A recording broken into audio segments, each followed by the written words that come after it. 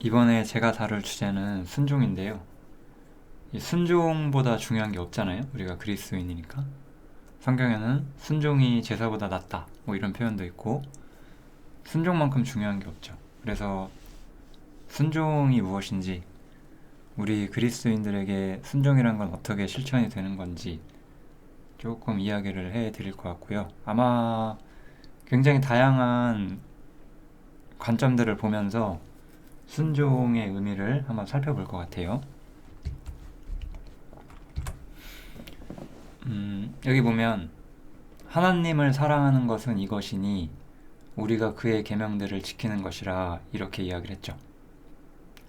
그러니까 하나님을 사랑하는 것을 우리가 진짜로 나타내는 방법이 순종이다라고 이야기를 해주는 거잖아요. 그러니까 어떤 사람이 나는 하나님을 사랑해요 라고 말하는데 순종을 안 해. 그러면 하나님을 사랑하지 않는 거죠. 이런 개념이 일단 중요하겠죠? 하나님을 사랑하는 방법이 있는데 그것은 무엇이냐? 그의 계명들을 지키는 것이다. 이렇게 이야기를 하는 거예요. 그래서 하나님을 사랑한다는 것은, 우리가 정말로 누군가를 사랑한다는 것은 그 사람의 말을 듣는 게 사랑이라는 거죠. 진정한 사랑은 항상 순종이 따라와야 하지만 진정한 사랑이라고 할 수가 있는 거예요. 주님께서도 이렇게 말씀을 하셨죠. 너희가 나를 사랑하면 나의 계명을 지킬 것이다. 이렇게 말함으로써 항상 사랑의 근원에는 순종이 있다라고 하나님께서는 분명히 말씀을 해주셨어요. 그러니까 우리는 순종을 떼어놓고 하나님의 사랑을 논해서는 절대로 안 되는 거예요. 내가 하나님과 상관없이 살면서 하나님을 사랑해요, 좋아해요 라고 말하는 것은 이방인들이나 하는 것이겠죠.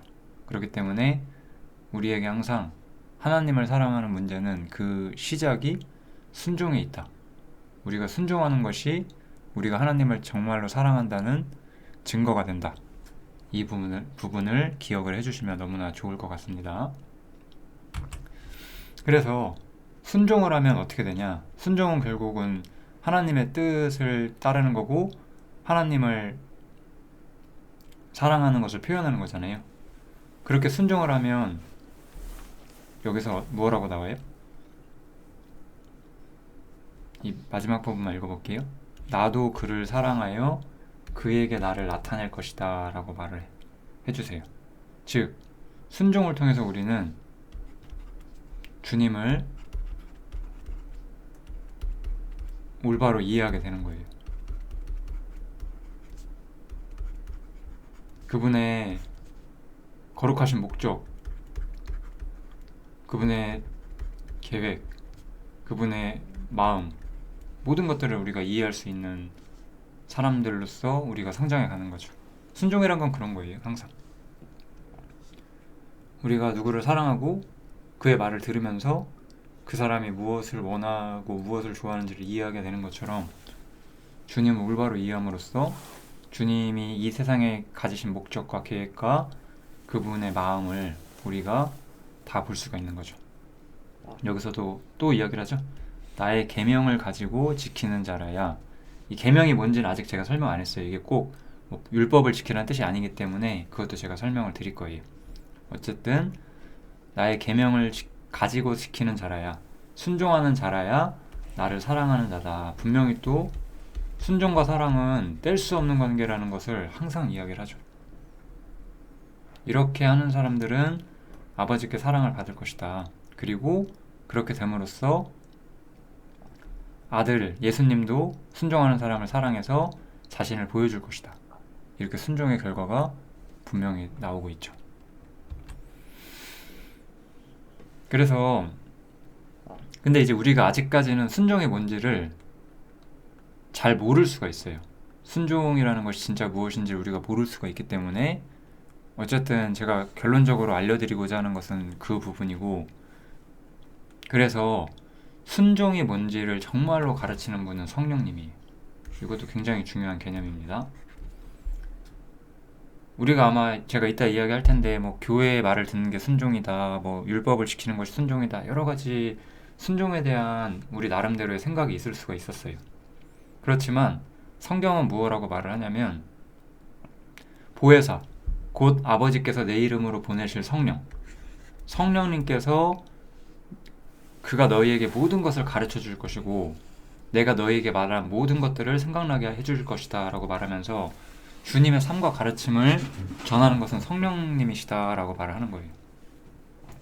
그래서 성령님은 나중에 무엇을 알려주실 것이냐, 내가 아버지를 사랑하는 것과 아버지의 명하신 대로 행하는 것을 세상으로 알게 하려 함이로라, 이렇게 말하죠. 즉 주님께서 사신 삶, 주님의 삶과 주님의 삶은 사실은 순종의 삶이셨잖아요. 주님의 삶과 주님의 순종이 무엇인지를 알려주시는 분이 바로 성령님이고, 그것이 이제 우리가 쫓아가야 되는 순종의 진정한 모습이 되는 거죠. 그래서 순종에 대해서 이제 일반적인 우리 현대 교회가 뭐 여러 가지 관점들로 생각을 해요. 가장 먼저는 이 십계명 혹은 산상순이겠죠. 그러니까 강력한 도덕률이죠. 이거는 쉽게 말하면은 높은 수준의 도덕률을 말하는 건데, 제가 이거 영상을 준비하면서도 또 찾아봤거든요. 칼빈주의 장로교에서는 웨스트민스터 소요리 문답이라는 책이 있는데 거기에 이제 기독교 교리들을 모아놨거든요. 거기서 우리 삶의 핵심을 이걸로 보더라고요. 우리 삶의 원칙의 핵심을 이걸로 봐요. 그러니까 장로교죠. 뭐 한국의 장로교가 이 정도도 하고 있진 않아요. 사실 실제로는 그냥 그 당시에 과거 개신교 개혁교회가 이런 것들을 중요하게 생각했고, 이런 게 우리의 삶의 중요한 순종이다라고 생각하고, 어쩌면 우리 양심 속에도 이런 면들이 없지 않을 것 같아요. 제가 보기에는. 이제 또 어떤 교회에 대한 순종이 있죠. 교회에서 나보다 위치상 위에 있는 사람들, 뭐 장로라든지 집사라든지 교사라든지 목사라든지 그런 사람들의 말에 순종을 해야 되는 것. 교회라고 하는 어떤 시스템 속에서, 교회라고 하는 일종의 피라미드죠. 교회라고 하는 일종의 피라미드 속에서 위에서 아래로 명령을 하달을 하고 그거를 지키고, 거의 뭐 군대나 회사 같은 곳인 거죠. 그런 것도 순종이라고 생각하는 사람들이 있고, 개인경건 훈련 이런 것들이 우리가 하는 순종이다. 우리가 아침에 말씀을 읽고 뭐 기도를 하고 뭐 여러 가지 그런 훈련들, 그런 것들이 우리에 대한 순종이다라고 생각을 하기도 해요. 근데 그러면서 이제 좀 이런 말도 많이 나오죠. 내 힘이 아니라 주님의 힘으로 해야 한다, 이런 말. 이런 말은 진짜로 맞는 말인데 이게 알고 하는 사람이 별로 없어요. 이 말의 의미를 알고 하는 사람이 없다는 게 문제예요. 예를 들어서 옛날에 제가 한 몇 년 전에 제가 이렇게 살고 교회를 세우는 일과 말씀을 전하는 일들을 하고 있습니다, 이렇게 말하니까 어떤 분이 저한테 그런 일을 왜 하냐고, 주님의 힘으로 해야지 왜 네가 스스로 그렇게 행동을 하냐. 그러니까 그 사람은 아무것도 안 해요. 아무것도 안 하는 거예요. 내 힘으로 하면 안 되니까. 이게 정신 나간 생각인 거죠. 진짜 어이가 좀 속으로 진짜 비웃습니다. 그러면 저는 아이고, 얼마나 잘못된 교리 속에 빠지면 저런 생각을 완전 묻혀버렸을까.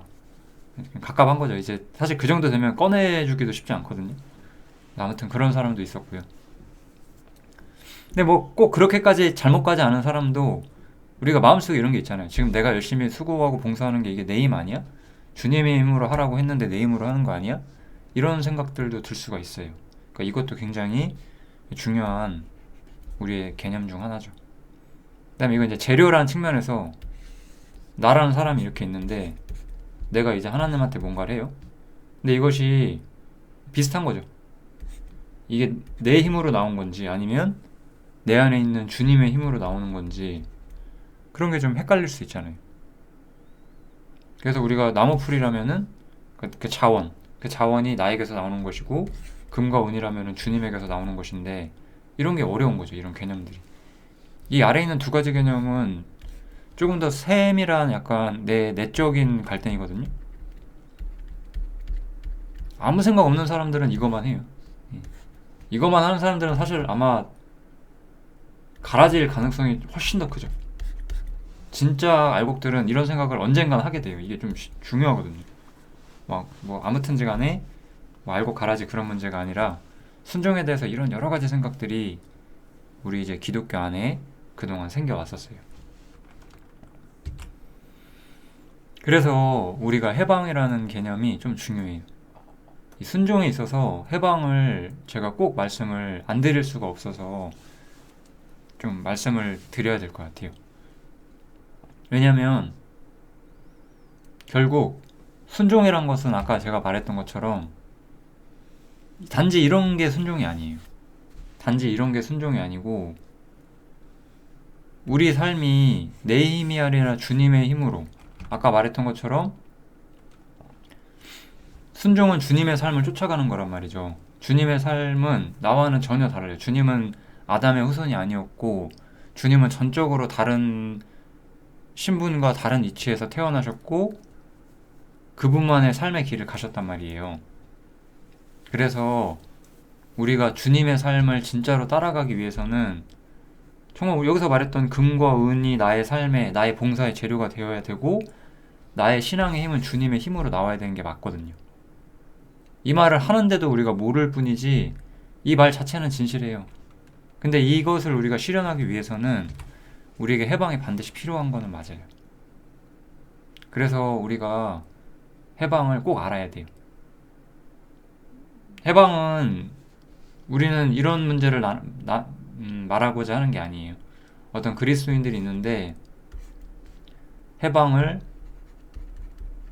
모를 때랑 해방을 알 때가 있어요. 그럼 뭐 이것이 엄청난 무슨 신앙의 발전이고 내가 그 자체로 완전해진 거고 나는 한 단계를 뛰어넘은 해방을 모르는 사람과는 다른 그런 문제가 전혀 아니에요. 해방은 왜 필요하냐면 우리가 정말로 하나님께, 다시 한번 앞에서부터 생각을 해볼게요. 하나님을 사랑하는 거는 하나님의 말씀에 순종하는 건데 우리가 해방을 모르면 순종을 못해요. 왜냐면은 순종이란 것은 성령님이 보내주신 것, 성령님이 알려주시는 것을 통해서 하나님이 말한 것들을 우리가 이해하고 하나님을 따라가는 거기 때문에 우리가 해방을 모를 때까지 이 부분에 대해서 어떤 교회 안에 교사들에게 도움을 받을 수는 있지만 자기 마음속에 완전히 확 하고 열리지를 않거든요. 그래서 해방이 필요해요. 왜냐하면 해방을 통해서 내가 무엇에 순종해야 되는지가 비로소 온전히 보이기 시작을 하기 때문에 해방은 굉장히 중요한 주제예요. 왜 그러면 그런지 한번 생각을 해볼게요. 성경은 우리한테 이런 말을 하죠. 육으로 난 것은 육이요 성령으로 난 것은 영이다. 육신의 생각은 하나님과 원수가 되고 하나님의 법에 굴복치 않고 할 수도 없다. 살리는 것은 영이니 육은 무익하다. 그러니까 여기서 말하는 게 핵심이 뭐냐면 육은 하나님께 갈 수가 없다라는 거예요. 그러니까 우리가 봉사를 해. 아까처럼 우리가 순종한다는 의미로 무언가 많은 것들을 해요. 여기서 뭐 순종한다고 해서 우리가 이것저것을 하는데 이게 육이면은 하나님 앞에 가지를 못한다고요. 그래서 우리가 이 문제에 대한 하나님의 확실한 답과 내가 하는 봉사와 수고가 내가 하는 순종의 삶이 하나님 앞에 합당한지를 보기 위해서는 우리가 해방을 알아야 되는 거예요. 해방을 알기 전까지 우리는 순종이 의미하는 바가 무엇인지를 사실 정확히 이해를 못해요. 그렇기 때문에 이건 순종의 어떤 어떤 순종을 얼마나 하느냐보다는 순종의 어떤 본질적인 관점을 이해하기 위해서 우리에게 해방이 상당히 중요하게 필요하다. 이렇게 생각을 하시면 되겠습니다. 우리가 해방을 알기 전까지 우리는 도덕률을 잘 지키거나 교회의 명령에 자기가 잘 지키거나 개인 경건을 훈련하거나 이러면서 내가 잘하고 있다라고 착각할 수도 있고 혹은 이제 좀 시간이 지나면 이런 것들조차도 내가 완전하게 하지 못한다는 걸 알면서 해방을 부르짖는 상태로 신앙이 자랄 수도 있겠죠. 아무튼지 간에 해방이라는 것은 순종에 대한 우리의 진정한 이해를 돕기 위해서 반드시 필요하게 돼요. 왜냐하면 해방을 알기 전까지 우리는 순종이 무엇인지 사실은 정확히 알 수가 없거든요. 그래서 저는 성경을 우리가 함께 나누고 교제하고 함께 성장해 가는데, 그런 길에 있어서 그 가장 중요한 것은 해방을 알 필요는 분명히 있고 해방을 찾고자 하시는 마음을 가지셨으면 좋겠어요. 이거 뭐 나만 이런 걸 모르나 이런 마음이 아니라, 우리가 진짜 하나님께 온전한 순종을 드리기 위해서, 우리가 그리스도인이라면은 다 하나님께 정말 진심으로 순종하고 따라가고 싶잖아요. 그 마음이 우리가 다 있는 걸 알기 때문에 진짜 순종을 즐겨이 하기 위해서 해방이 너무나 필요하고, 그래서 해방을 꼭 아셨으면 좋겠다. 일단 그 얘기를 좀 드리고 싶어요. 왜냐하면 순종의 진정한 삶은 사실 바울을 통해서 가장 잘 알려져 있는데, 결국 이게 뭐죠? 바울은 항상 예수 죽인 것을 몰매 짊어졌다고 했어요. 예수를 위하여 자기의 몸을 죽음에 넘기운다고 했어요. 이게 왜 그러냐면은, 이제 한번 순종의 개념을 한번 그려볼게요. 제 자신의 경험을 통해서 아마 우리 모두가 똑같을 거예요. 해방을 알기 전까지 저에게 순종이란 건 이런 거였어요. 하나님이 여기 계시고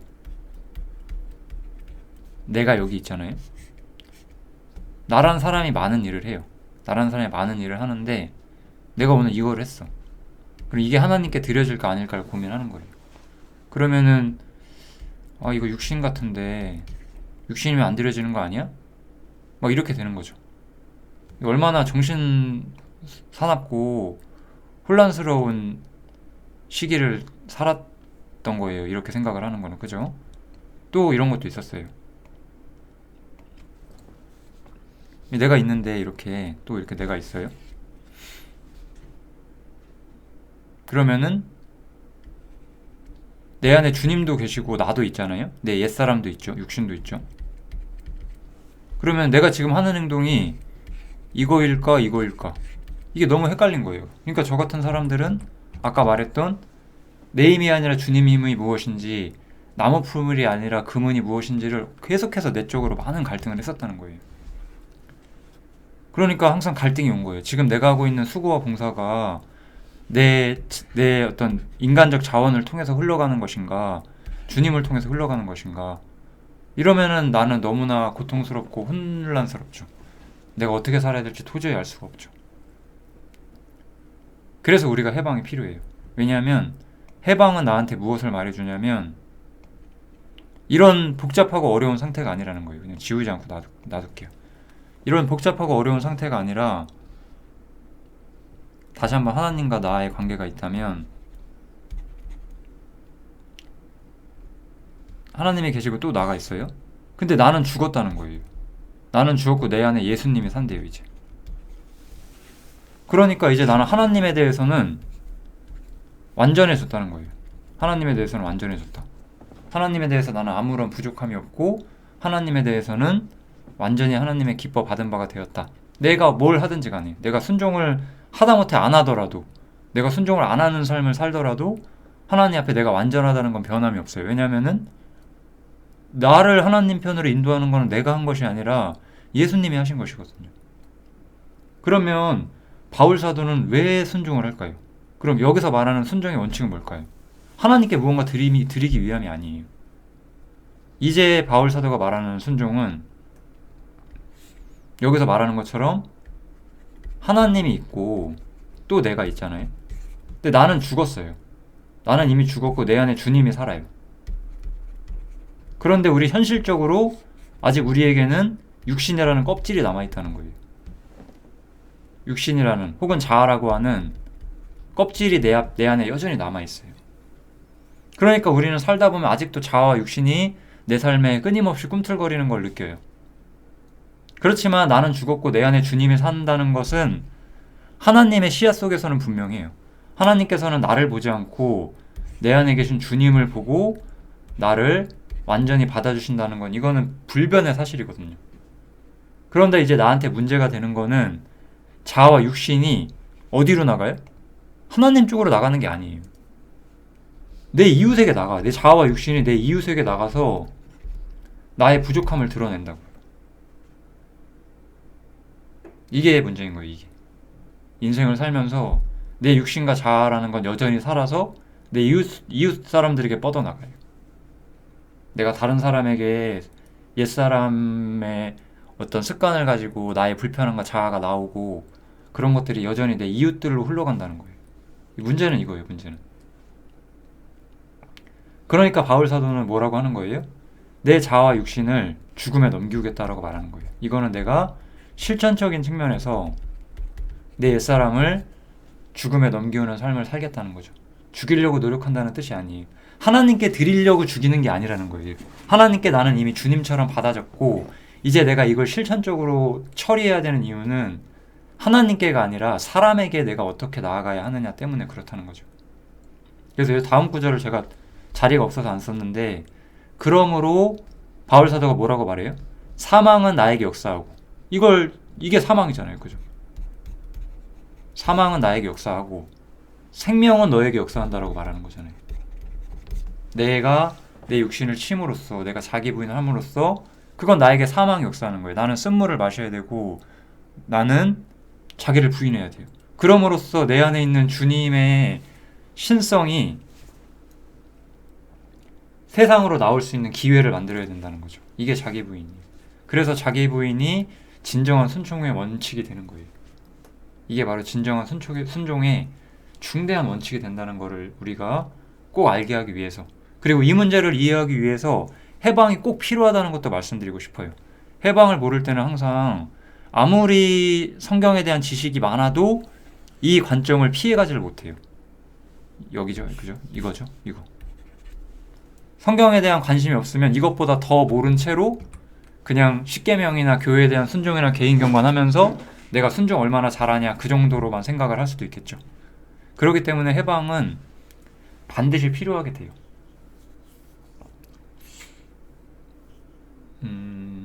그리고 나서 요즘 제가 경험하고 있는 또 하나의 좀 생각을 좀 말씀드리자면은, 저 같은 경우는 이런 것들에 대한 깊이 있는 지식이 있었고 정말로 갈구했기 때문에 해방을 알자마자 진정한 순종이 자기 부인이라는 것을 저는 아무리 생각해봐도 바로 알았어요.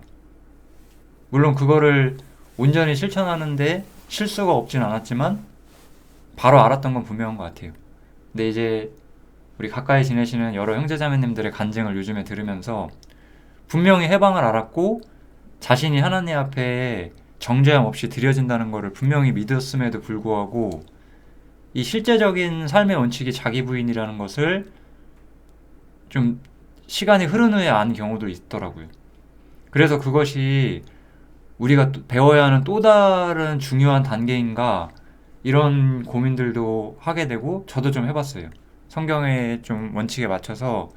하지만 정말 중요한 건 해방밖에 없어요. 왜냐하면 제가 보기에 해방을 알고 나서 순종이 무엇인지를 늦게 배웠다는 거는 그만큼 해방 전에 순종에 대한 갈급함이 없었기 때문일 수도 있어요. 아무튼지 간에 사람은 언젠가는 순종에 대해서 더 크고 깊은 갈급함 속에 오고 올바른 순종을 알아내는 시기까지 오겠죠. 사람은 다 잘하니까. 그래서 정말 중요한 건 해방밖에 없다. 해방은 어떠한 단계로서 반드시 넘어가야 되고 이거를 우리가 부인할 수 없고, 뭐 해방 몰라도 그냥 열심히 괜찮아요 살아보세요라고 말할 수는 없는 것 같아요. 제 양심상 그것은 내가 내 형제를 사랑치 않는 거예요. 나는 형제에게 해방이 꼭 필요하다고 말을 해주는 게 맞아요. 왜냐하면 우리 형제들이 진짜 하나님께 순종하는 사람이 되기 위해서는 해방은 반드시 필요하기 때문에. 그렇지만 실제적인 삶의 원칙이 자기 부인이라는 것은 자기 자신이 하나님을 정말 순종하고자 하고 갈구해 왔던 삶이 같이 따라와야지만 우리에게 오는 거기 때문에 개인적인 문제고 어떤 성경에 대한 특별한 깨달음의 문제는 역시 아니지 않나, 저는 그렇게 생각이 듭니다. 물론 언젠가는 이것이 와닿고 그때는 깊이 있는 깨달음이 되겠지만, 그렇다고 해서 해방과 동등한 수준의 어떤 중요한 영적 과정이라고 저는 좀 안 생각하는 것이 더 좋을 것 같아요. 뭐 아무튼지 간에 삶의 원칙 자체는 이런 거예요. 제가 여기서 그려드렸던 하나님에 대해서는 이미 온전한데 이웃에 대해서 내가 어떻게 살아야 하느냐, 이것이 우리의 자기 부인의 중요한 원칙이다. 이거를 이해하시면 되고요. 그러면 일단 제가 아까 말했던 거를 정리를 해보면 해방이 굉장히 필요하고, 해방을 통해서 이제 우리는 뭘 알게 돼요? 해방을 통해서 이 문제를 좀 해결한 거죠. 진정한 순종과 봉사를 어떤 식으로 하는 건지. 이런 문제가 아니었잖아요. 하나님 앞에서는 이미 나는 완전했고 여전히 나에게 육신의 껍질이 있기 때문에 나는 이웃에 대해서 온전하지 않을 수 있고 이웃에 대해서 신실치 못할 수 있기 때문에 나는 내 육신을 부인한다. 그럼을 통해서 내 안에 계신 주님과 주님이 내 삶의 원칙이 되어서 살아간다는 것을 표현해야 한다. 그게 중요한 원리가 되겠죠. 사실 이 세 가지는 이제 교회 문제이자 형식 문제예요. 물론 우리가 도덕률을 무시하는 건 절대 아니죠. 우리가 생각을 해보세요. 우리가 이렇게 자기 부인을 한다면, 바울 사도처럼 자기 부인을 한다면 우리는 십계명을 완전히 지킬 수 없는 건 지금도 마찬가지일지라도 우리 삶의 주님의 향기를, 우리 삶이 주님의 향기를 정말로 가지고 있는 사람답게 살 수가 있잖아요. 원래 항상 우리는 주님의 향기인데 그 향기를 안 나타내고 살 수가 있단 말이에요. 근데 나타낼 수 있겠죠. 근데 이 세 가지는 아무튼 우리가 새로운 관점에서 좀 생각을 해볼 건데 이거예요. 너희는 내가 일러준 말로 이미 깨끗하였으니 내 안에 거하라. 이렇게 요한복음 15장에서 말을 하죠. 나도 너희 안에 거할 것이다. 그래서 가지가 포도나무에 붙어있지 아니하면 절로 과실을 맺을 수 없음 같이 너희도 내 안에 있지 않으면 그러하다라고 말을 해요. 그래서 이제 순종과 순종을 통한 힘을 갖는 원칙은 이제 주님 안에 거하라라고 나왔고, 이거는 주님의 말씀 아래 거하라라고 말을 해요.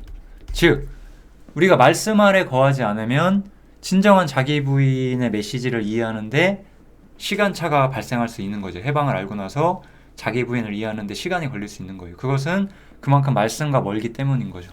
우리가 주님 아래 거하는 방법은 해방을 통해서 신분적으로 완전히 단번에 주님 안에 거하게 되지만, 성경에서 두 번째로 이야기하는 거는, 제가 성경을 여기 안 찾아놨네요. 여기 보면 이 요한복음 15장에 보면은 분명히 말씀 안에 거하라고 나오거든요. 그러니까 우리가 실제적인 순종을 성취해 나가는 데 있어서는 단순히 내 포지션, 내 위치가 내가 이제 옛사람이 죽었고 해방되었다라는 것 뿐만 아니라 말씀이 내 안에 실제로 거하고자 하고 그러한 삶을 실천한다는 게 중요하기 때문에, 제가 아까도 말했지만 우리한테 정말로 중요하고 이해해야 되는 건 말씀 하나다.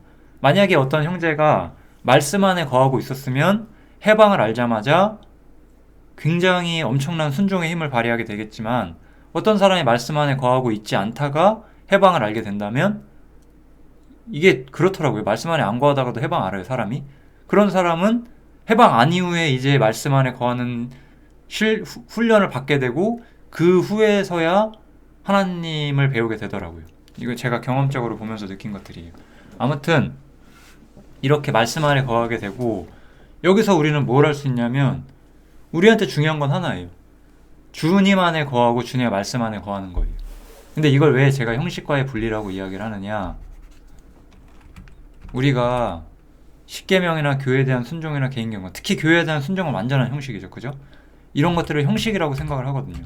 근데 성경은 무엇을 말하냐, 첫 번째 포도나무는 이스라엘이었어요. 그런데 예수님께서는 나는 포도나무라고 하시죠. 예수님은 참 포도나무셨어요. 그런데 주님께서는 뭐라고 말씀하시는 거예요?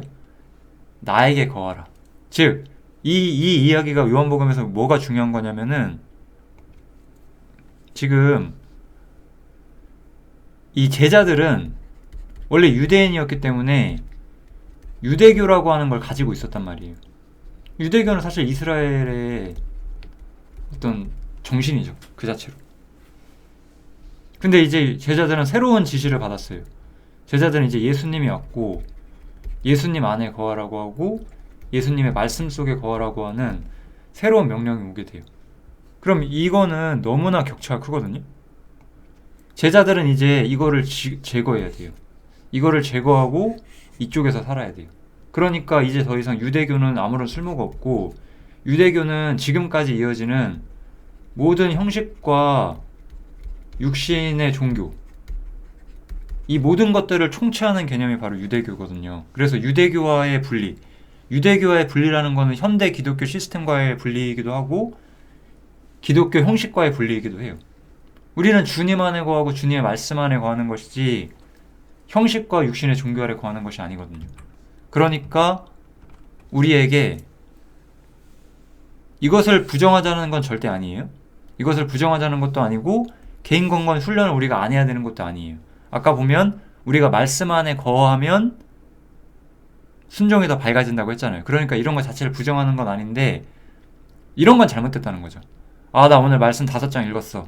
난 오늘 할 일 다 했어. 순종한 거야. 그건 아니라는 거죠. 말씀을 읽고 그 말씀을 통해서 주님을 배우고 실제적으로 자기를 부인해야 순종인 것이지, 아, 나 말씀 읽었으니까 할 일 다 했어. 이건 순종이 아니라는 거죠. 이것도 마찬가지고요. 그러니까 이런 것들은 온전한 의미의 순종이 될 수 없다는 거예요. 진짜 순종은 그 말씀을 토대로, 우리가 배운 것들을 토대로 말씀 안에 거함으로써 실제적으로 바울의 삶의 원칙을 우리가 실현하는 것. 제가 해방의 어떤 삶의 경험, 또 자기 부인의 삶의 경험 그 자체를 여기서 많이 다루지는 않을 것이고, 그냥 진정한 순종은 그래서 자기 부인이 될 수밖에 없다, 그것만 말씀드리고 싶었던 거예요. 그래서 우리가 이제 또 이야기를 해보면, 그래서 제가 여기서 말을 하죠. 써놨네요. 안 쓴 줄 알았더니. 그래서 너희가 내 안에 거하고, 사실 이거는 그래서 어떤 점에서 해방을 말할 수밖에 없고요. 여기서 의도하는 것이 해방은 아닌데 결과적으로 우리한테 해방이 필요하다는 건 분명하죠. 여기서 의도하는 것은 이 요한복음 15장에서 의도하는 바는 유대교를 떠나서 나에게 오라는 말이고, 근데 이제 우리가 유대교를 떠난다는 것은 결국 육신적인 종교를 떠난다는 거고, 우리 육신적인 섬김을 떠난다는 거고, 우리가 육신적인 섬김을 떠나기 위해서는 반드시 해방이 필요하다는 것이기 때문에 어쩔 수 없이 우리가 해방 이야기는 중요한 개념이 돼요. 그리고 내 말이 너희 안에 거한다는 말은, 그래서 우리가 실제적인 말씀을 통한 훈련을 통해서 자기 부인이 무엇인지를 이해할 때까지 우리가 연단과 훈련이 필요하다는 거죠. 그래서 우리는 말씀 안에 거해야 돼요. 그렇게 되면 이제 뭘 하게 돼요? 예수님께서 아버지의 계명을 지켜 그의 사랑 안에 거한 것처럼 우리도 이제 이것이 우리 안에 있는 정말 주님이 살았던 방식이라는 걸 이해하게 되거든요. 그렇게 됨으로써 주님의 사랑 속에서 우리가 누리며 살게 되는 거예요. 이때 오는 기쁨이 있어요. 이거는 정말 넘치는 기쁨이죠. 차고 넘치는 기쁨. 우리가 다시 한번 썼죠, 제가. 내가 이것을 너희에게 이름은 내 기쁨이 너희 안에 있어 너희 기쁨을 충만하게 하려 함이니라, 이거예요. 사실 이 말씀은 너무나 진실이에요. 저는 성경을 가르치기도 하고 함께 봉사하면서 결국 고린도후서 1장에 나오거든요. 바울 사도가 자신을 너희 믿음을 주관하려는 자가 아니라 너희 기쁨을 돕는 자라고 말을 해요. 기쁨을 돕는 자. 나는 형제자매님의 기쁨을 돕는 자가 되어야 되는 거거든요. 근데 기쁨을 돕는 자가 되려면 결국은 주님께 순종하는 사람으로 만들어야 돼요. 내가 다른 방식으로 형제를 기뻐하게 할 수 있는 방법이 없어요. 그냥 때로는 맛있는 식사를 대접할 수도 있고, 그런 여러 가지 것들을 우리가 사랑하기 때문에 함께 하지만, 정말로 기쁨을 도울 수 있는 방법은 그 형제가 하나님께 순종하게 만드는 것밖에 없거든요. 그러니까 우리는 우리가 힘으로 그 사람을 순종하게 만드는 사람으로 강제로 만들 수 없잖아요. 기쁨을 돕기 위해서 우리는 말씀을 가르쳐야 돼요. 말씀을 가르치고 진리를 이해하게 만들고 해방을 경험하게 만들고, 그럼으로 인해서 실제적으로 자기 부인을 진짜로 실현하게 만들고, 이런 것들을 제가 계속 가르칠 수밖에 없어요. 그래야지만 그 형제의 기쁨이 충만해지니까요. 기쁨을 충만하기 위해서 우리에게는 반드시 이런 과정들이 필요하다는 것을 이해하시면 좋을 것 같습니다. 우리가 그리스도인을 살면서 많은 기쁨을 얻어요.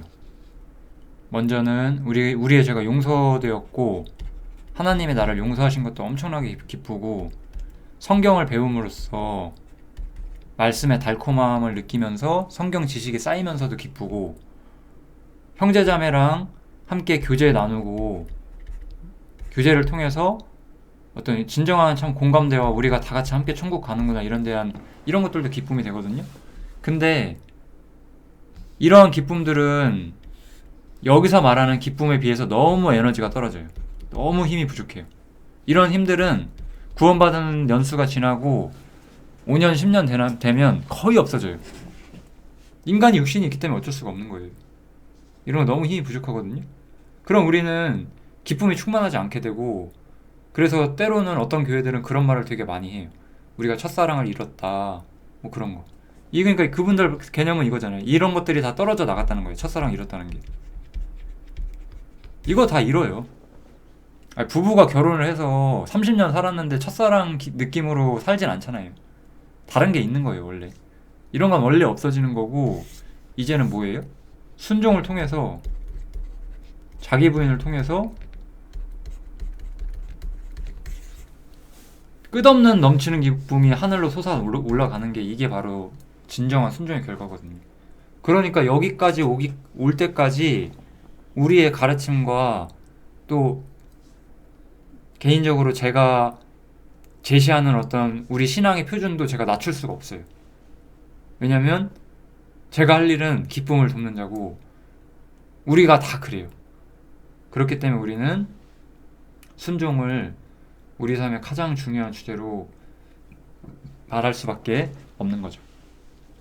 너무나 중요한 그 가르침, 순종. 이 순종에 대해서 이렇게 말씀드릴 수 있는 기회가 와서 너무 감사가 되고요. 여기서 제가 말씀드렸던 모든 것들을 같이 많이 생각해 주시면 너무 감사하겠습니다. 여기서 마치겠습니다.